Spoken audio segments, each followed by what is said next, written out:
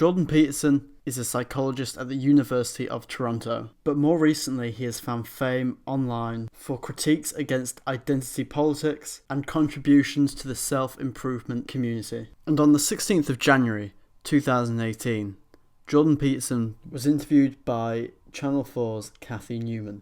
And in this video, I'm going to be breaking down what Jordan did right, and more importantly, what Cathy Newman did wrong, and how she lost the debate. For full disclosure, when I was playing this video, Charisma on Command released their own analysis on this debate. They pick up on a few of the same points I'm going to make, but the video is very different, and I'll leave a link to their video down below if you want to watch that one as well. But without further ado, let's get straight into the debate. And the first point I want to make is Jordan Peterson's frame control. The frame control technique that Jordan Peterson uses most often in this clip is answering Cathy's questions with another question. Is gender equality a myth in your view? Is that something that's just never going to happen?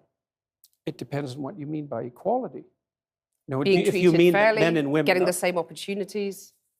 So, Of do course. you agree that you would be happy if that pay gap was eliminated completely? It Because would that's all depend- the radical feminists are saying. It would depend on how it was eradicated and how the disappearance of it was measured. There are three reasons why this is a phenomenal frame control technique, particularly in debates. The first reason is that it makes your opponent qualify themselves to you. It makes your argument seem like it's the consensus and they have to justify themselves. However, due to the interviewer and interviewee dynamic, this point doesn't necessarily come across as well as it would in your debates. Now, the second reason why this is such a phenomenal frame control technique is that it allows you to see how your opponent is thinking, and therefore you can change your argument to play to their self-interest. In other words, it allows you to see their definitions and how they think. The phrasing of an argument is incredibly important. To use a real-world example, in the UK, in the EU referendum, they spent hours debating how they wanted the question to be phrased to the British public, because they knew how the question is phrased will influence the outcome. And the third reason why I love this frame control technique is that it buys you time. So for example, imagine if the person you're debating has suddenly changed subject and changed the topic. You will have to then try and recall all the facts and all the relevant information you have on said topic. Asking a simple, general question like, "What do you mean by that?" will buy you the vital minutes that you need to recollect your thoughts and phrase your argument accurately. Now, the next topic within this debate I want to address is strawmanning. And strawmanning is the reason why this debate has gone so viral. A quick definition for you is that strawmanning is when you purposefully misrepresent someone else's argument. And I want to use this example with Jordan Peterson to show you, one, why Cathy's strawman does not work, two, how to defend yourself from a strawman, and three, if you choose to strawman your opponent, how to do it effectively so that it will work. And lobsters exist in hierarchies, and they have a nervous system attuned to the hierarchy. And that nervous system runs on serotonin, just like our nervous systems do. And the nervous system of the lobster and of the human being is so similar that antidepressants work on lobsters. And it's part of my attempt to demonstrate that the idea of hierarchy has absolutely nothing to do with sociocultural construction, which it doesn't. Let me just get this straight. You're saying that we should organise our societies along the lines of the lobsters? I'm saying that it's inevitable that there will be continuity in the way that animals and human beings organize their structures. Here, Cathy tries to strawman Jordan Peterson's observations about the hierarchy of the lobster, trying to make it appear as though it's his opinion rather than just an observation of data. However, this strawman completely fails. And it fails because of the condition, "so you are saying." It's very obvious to us as an audience that he did not say that, and actually goes and discredits Cathy's credibility for the rest of this interview. No, because it might interfere with other things that are causing the pay gap that women are choosing to do. Like having children. Well, or choosing careers that actually happen to be paid less, which women do a lot of. But why shouldn't women have the right to choose not to have children, or the right to choose those demanding careers? They do. They can. Yeah, that's fine. But you're saying that makes them unhappy, by and large. I'm saying no, I'm not saying that. I actually haven't said that so far. You're saying it makes them miserable. No, I said that what was making them miserable was having weak partners. Cathy asserts that somehow it's Jordan's opinion that women shouldn't have the right to choose not to have children. Fortunately, Jordan Peterson is very aware and hence does not fall for this straw man. Now on to the next part of the video. I'll be teaching you how to defend yourself from a straw man. And the first thing you have to do is be aware both of what you say and how you act. Women, is that something all... Here I want to draw attention to Jordan Peterson's body language. He's leaning back, he has his hands together, he looks calm. He's sort of too amenable and reasonable. Well, I made the argument there. It's like it depends on who defines it. So you don't believe in equal pay? No, I'm not saying that at all. Because a lot of people listening to you will just say, I mean, are we going back to the dark ages? That's because they're actually not listening.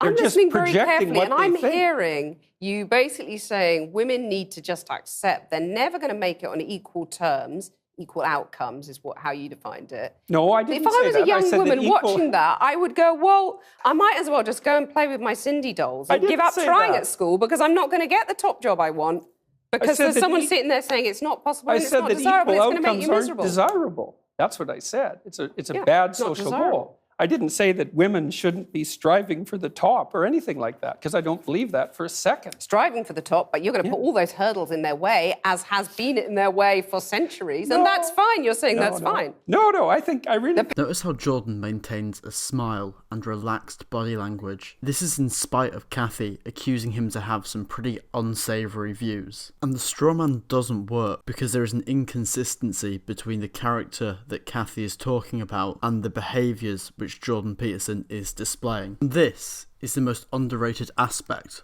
of a straw man. Hence, if you want to defend yourself against a straw man, you should always look to do the opposite behaviours of whatever they are accusing you of being or representing. And the easiest way to do this is to remember that motion creates emotion. If you act calm, you will be calm. If you get tense, you will become tense. Now time for the final part of the strawmanning section of this video. How to strawman your opponent. I did debate whether to include this because it's a morally grey area, but it is a legitimate political technique that is consistently used, so I think it's worth including it. And the biggest thing to consider when strawmanning your opponent is you have to consider the archetype that they're trying to portray. Therefore, strawman them to an archetype that fits. He's practicing the politics of the past. John McCain. His attacks on Barack Obama, not true. False. Baloney. The low road. Baseless. John McCain. Same old politics, same failed policies.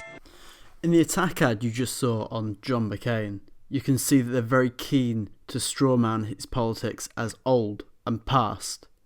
It works because he is an old man, so therefore in your head it makes sense that he would have old politics. If someone with the exact same policies had come along but had been 30 years younger, it simply wouldn't have worked. You wouldn't have believed that the politics were of the past because the man does not appear old. Similar to strawmanning their archetype, you can also strawman to their behaviours. And a great example of this is Donald Trump when he was talking about NFL players kneeling for the national anthem. Wouldn't you love to see one of these NFL owners, when somebody disrespects our flag, to say, get that son of a bitch off the field right now, out, he's fired. He's fired! Regardless of your own political opinion, you have to appreciate that this is a master strawman. The original protest was over the flag not representing what Colin Kaepernick believed it should represent, rather than outright show of disrespect towards the flag. But because the behaviours are the same, someone who disrespects a flag would refuse to stand for the national anthem, the straw man works, and this was reflected in the declining ratings for the NFL. And to bring it right back around, Cathy's straw man would have been far more successful had Jordan Peterson portrayed himself as an angry old man, rather than nice, respectful and friendly. For my final point in the video, I'd like to cover the topic of anecdotal evidence. So you're not going to say to your followers now, quit the abuse, quit the anger?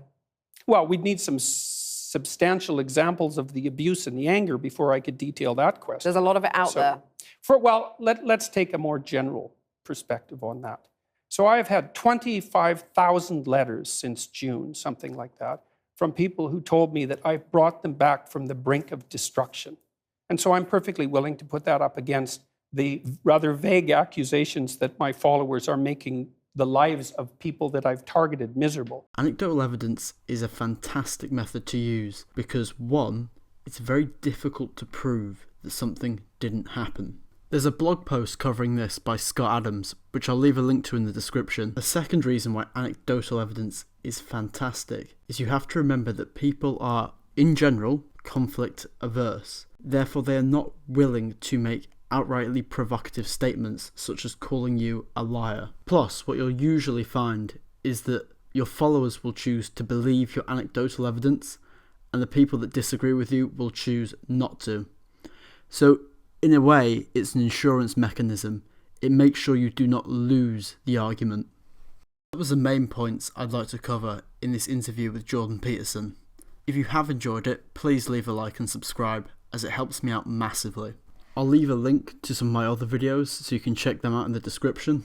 This time around I've got a couple of videos planned out in advance, so you can expect to see them in the next couple of weeks. And I'm also perfectly open to suggestions to the type of content you would like to see. Thanks for watching.